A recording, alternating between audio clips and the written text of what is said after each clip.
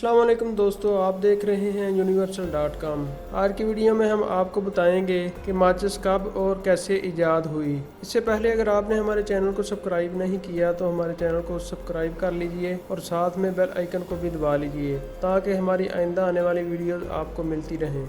दौरे कदीम में पत्थर को रगड़कर आग जलाई जाती थी, जिसके बाद खाने पीने और रोशनी का इंतज़ाम किया जाता था। कोई भी ऐसी चीज़ इजाद नहीं हुई थी जिसके ज़रिए आसानी आग जलाई जा सके। फिर आखिरकार एक बरतानवी अद्वियात साज से अतफाकन माचिस इजाद हो गई और ये वाक़या सन 1826 का है। अद्वियात साज जान वाकर कुछ कीमियाई मादों को एक बर्तन में एक तीली के ज़रिए आपस में मिला रहे थे। जॉन वॉकर ने देखा कि तीली के सिरे पर एक सूखा हुआ गोला सा बन गया है।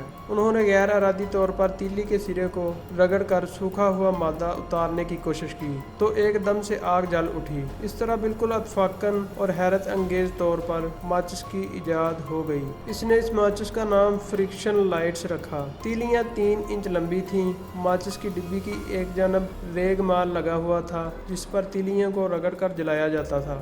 बाद सिमुअल जोन्स ने माचिस की नकल बनाई। इसने अपनी माचिस का नाम लूसीफर रखा। इसकी तीलियां छोटी थी और डिबिया भी छोटी थी जिसे साथ रखना आसान था। आग जलाने के लिए सल्फर इस्तेमाल किया जाता था। फ्रांसीसी साइंसदान द चैंसल ने सन 1805 में पहली ऐसी माचिस इजाद की जिसकी तीलियों के सिरे पर शक्कर और पोटाशियम क्लोरेट लगाया जाने लगा। इस सिरे को मरतकज सल्फ्यूरिक तेजाब में डुबोकर जलाया जाता था।